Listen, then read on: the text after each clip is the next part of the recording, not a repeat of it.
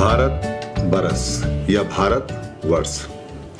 और जब हम किसी से पूछते हैं तुम कितने बरस के हो गए या तुम कितने बरस की हो गई, इन दोनों में एक समानता है, क्योंकि पाली के अंदर जो बरस है उस बरस का मतलब होता है वर्षा। यानी कि जब पानी गिरता है जिसको हम वर्षा बोलते हैं, पाली के अंदर एक शब्द और भी है जिसको हम मुट्ठी बोलते हैं, यानी वृष्टि बोलते हैं। वृष्टि में सभी तरह की चीजें जो गिरती हैं उनको वृष्टि बोलते हैं, मगर अगर स्पेशली बरसात होती है, पानी गिरता है, तो उसको हम बरस बोलते हैं। बरसात होना या बरसना ये पानी के गिरने की बात होती है जब भी हम इसको कहेंगे। आज की भाषा में इसको हम वर्षा बोलते हैं या इंग्लिश में हम इसको रेन बोलते हैं।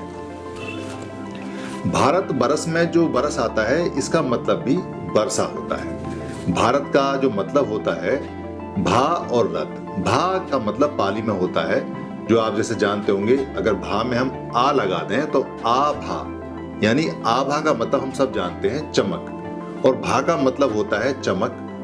तो चमक ऐसी होती थी इस पूरे देश में, इस पूरे प्रदेश में, ईरान से लेके और बर्मा तक, कि इसकी चमक में सब लोग रत रहते थे। और खास तौर से 4 महीने का वो समय जो कि गुरु पूर्णिमा से स्टार्ट होता है, जो कि आषाढ़ी पूर्णिमा से स्टार्ट होता है, जो कि आषाढ़ पूर्णिमा से स्टार्ट होता है या आषाढ़ पूर्णिमा से स्टार्ट होता है, जो जुलाई के अंदर फुल मून आता है। मोस्टली जुलाई के अंदर जो फुल मून आता है उससे आरंभ होके, और ये लगभग 3 महीने पूरा चलता है, और चौथे महीने भी ये खिंच जाता है आगे तक। चौथे महीने के बाद ये नहीं चलता। इन 4 महीनों में पानी खूब बरसता है, और पानी बरसने के साथ साथ यहाँ बहुत ज्यादा आनंद और उल्लास का और आभा का, यानी चमक का माहौल रहता है, बड़ी खुशी का, आनंद का रहता है, और उसमें सारे रत रहते हैं, इसलिए इसको भारत बोलते हैं। और भारत वर्ष इसलिए बोलते हैं क्योंकि ये 4 महीने का जो वर्ष है, यानी बरस वाला जो महीना है, इसलिए उसमें आनंद आता है। इसलिए इस जगह का पूरी का नाम भारत बरस पड़ गया। अब बरस का और भारत का एक छोटा सा संबंध जो पाली में समझ में आता है और दिखाई देता है बिल्कुल स्पष्ट, वो है वत्सावास से। वत्सावास या वत्सवास या वर्षावास या वर्षावास, यानी कि वर्षा के दौरान में आपको वास करना है। किसको वास करना है? जो भिक्खु हैं, जो लगातार घूमते हैं, पढ़ाते हैं, लिखाते हैं, या भगवान बुद्ध का जो भिक्खु संघ है वो आराम से वास करता है एक जगह रुक के, बारिश के दिनों में, वर्षा के दिनों में, इसलिए उसको वर्षावास बोलते हैं। इसकी आवश्यकता क्यों पड़ी? इसकी आवश्यकता इसलिए पड़ी क्योंकि जब आषाढ़ का महीना आता है, आषाढ़ी पूर्णिमा आती है, उससे पहले जो महीना आता है, तो आषाढ़ के दिनों में, यानी आषाढ़ के दिनों में बारिश आरंभ हो जाती है। बारिश आरंभ होने के साथ साथ ही नए कोपल निकलते हैं और कीड़े मकोड़े अपना प्रजनन करते हैं, क्योंकि उस समय पानी की अधिकता होती है। गर्मी बहुत ज्यादा होने की वजह से कीड़े मकोड़े अपनी जान बचा के घूमते हैं, मगर जैसे ही बारिश का मौसम आता है तो सारे कीड़े मकोड़े निकल आते हैं और वो प्रजनन करते हैं। और पेड़ पौधों में जो बीज, जमीन के अंदर बीज पड़े होते हैं, उनमें नई नई कोपल आनी शुरू हो जाती है। तो भिक्खु संघ जब चारिका करता था, घूमता था, जगह जगह जाके पढ़ाता था, तो उनके पैरों से वो जो कोमल कोपल होती थी, जिनको सीडलिंग्स बोलते हैं, और जो कीड़े मकोड़े होते थे छोटे छोटे, जो अभी जीवित हो रहे हैं या जिनके अंडे हैं या जो छोटे छोटे लार्वा हैं, वो बहुत ज्यादा नुकसान में आ जाते थे। तो भगवान बुद्ध ने ये नियम बनाया कि वर्षावास के दौरान, यानी कि जब बारिश होगी उस दौरान 3 महीने से लेकर 4 महीने तक भिक्खु संघ एक ही जगह रहेगा, और एक ही जगह रह के शिक्षा का काम करेगा, लोगों को पढ़ाएगा और खुद भी वो पढ़ेगा, और वहां से वो कहीं नहीं जाएगा। इस नियम को वत्सावास बोलते हैं। तो उनके जो भिक्खु संघ के साल गिने जाने लगे, यानी कि कोई भिक्खु कितने साल तक भिक्खु में रहा, भिक्खु संघ में रहा, या कितने साल तक उसने शिक्षा ली, या कितने साल तक शिक्षा दी, या भिक्खु संघ में उसकी उम्र कितनी है, उसको बरस से, यानी वर्षा से, रेन से नापने लगे। यानी जितने ज्यादा वर्षावास वो करता था उतने वर्षावास उसके माने जाते थे। भगवान बुद्ध के 45 वर्षावास हैं, यानी 45 साल उन्होंने पूरे जीवन में चारिका की और लोगों को पढ़ाया। ज्ञान प्राप्त होने के बाद अलग अलग भिक्खुओं के अलग अलग वर्षावास होते हैं।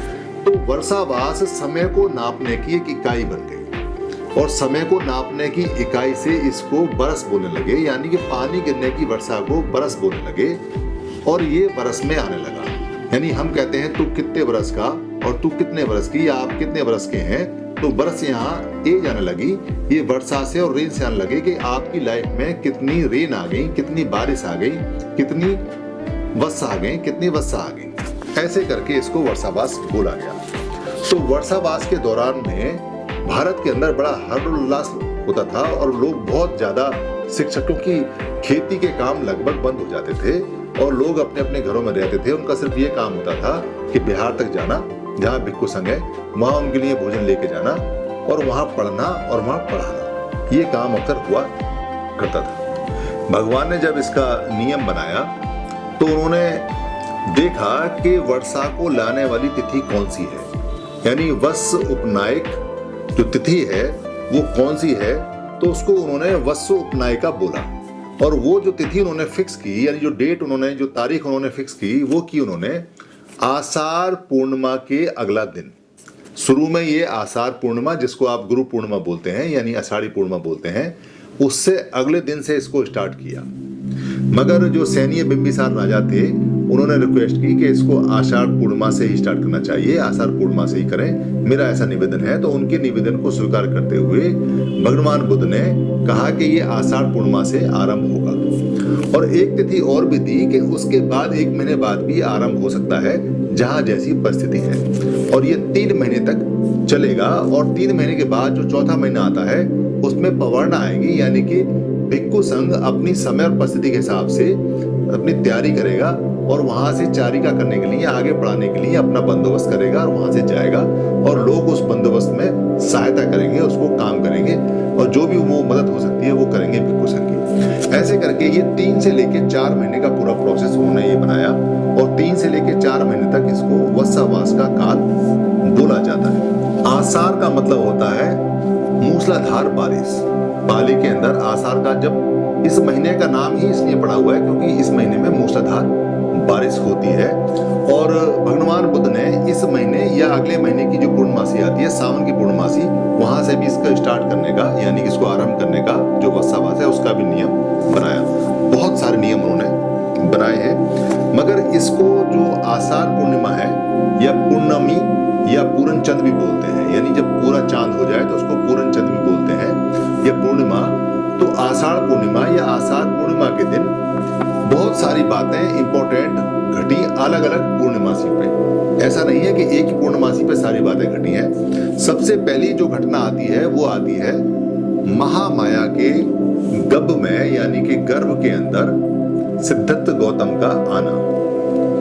ऐसा माना जाता है क्योंकि महामाया को आषाढ़ी पूर्णिमा को सपना आया चांदनी रात में कि एक सफेद हाथी अपने सूंड में एक कमल लेता हुआ उनको सपने में दिखाई दिया। और कहते हैं कि उसी पूर्णिमा की रात को गर्भ धारण किया महामाया ने, जैसा कि ग्रंथों में या किताबों में बताया जाता है। दूसरा सबसे मेन कारण कि इसी आषाढ़ी पूर्णिमा को, इसी गुरु पूर्णिमा को सिद्धार्थ गौतम ने अपना घर छोड़ा।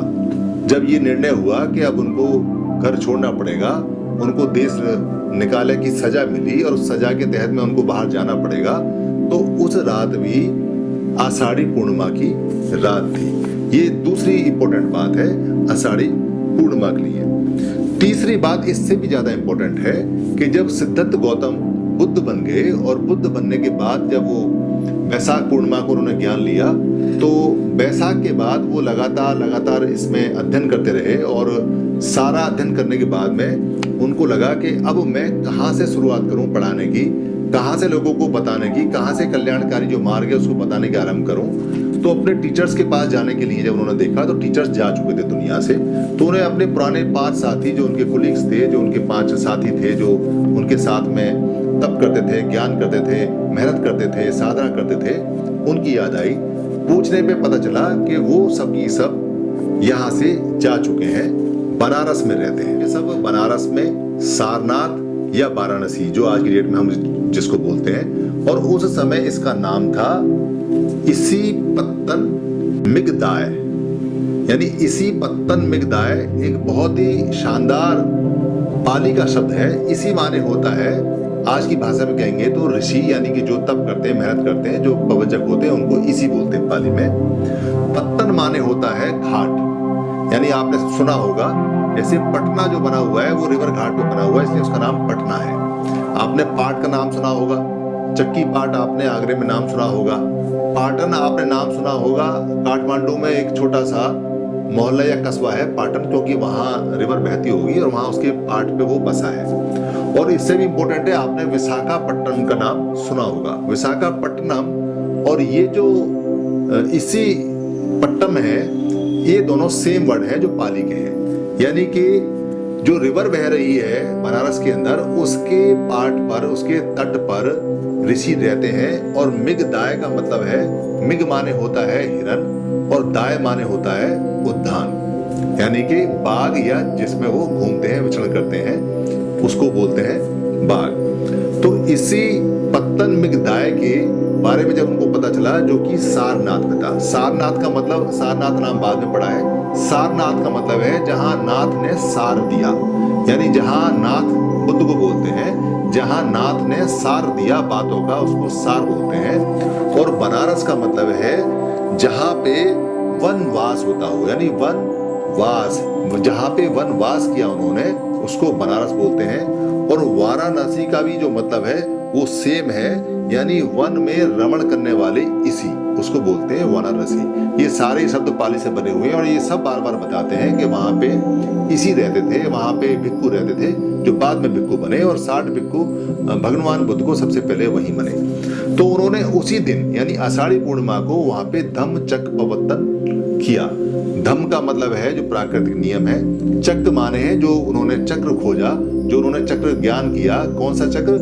जिसको हम बोलते हैं पतत्व समुत्पाद या पटिच्च समुत्पाद, इंडिपेंडेंट ओरिजिनेशन या कारण और उसका वाद, जो भी ये नियम है, बहुत सारे इसके नाम है। जब मैं इसके बारे में आपको बताऊंगा तो खुल के एक एक शब्द के बारे में बताऊंगा, इसकी 12 कड़ियां होती हैं। तो धम्म चक्र यानी प्राकृतिक जो जीवन का चक्र है, उसका प्रवर्तन किया। प्रवर्तन का मतलब है उसको मूव फॉरवर्ड किया, उसको आगे की तरफ घुमाया। प्रवर्तन का मतलब पाली में जो होता है उसका मतलब है उसको आगे चालू रखना, उसको जो रुका हुआ चक्र था उसको उन्होंने आगे घुमाया।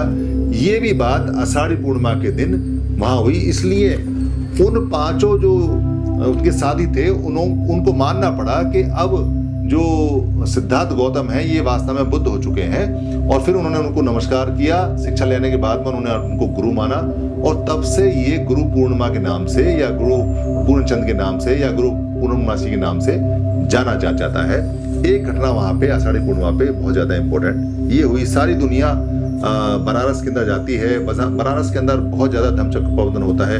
अभी भी वहाँ हजारों के तादाद में भिक्खु आते हैं और जब भी ये धम्मचक्र प्रवर्तन डे आता है, आपको हजारों की संख्या में वहाँ पे धम्म का ज्ञान लेते हुए या धम्मचक्र प्रवर्तन पे भिक्खु करते हुए आपको नजर आएंगे, मिलेंगे। इसके अलावा एक घटना आषाढ़ी पूर्णिमा पे और भी हुई, क्योंकि घटनाएं आषाढ़ी पूर्णिमा पे बहुत ज्यादा हुई हैं।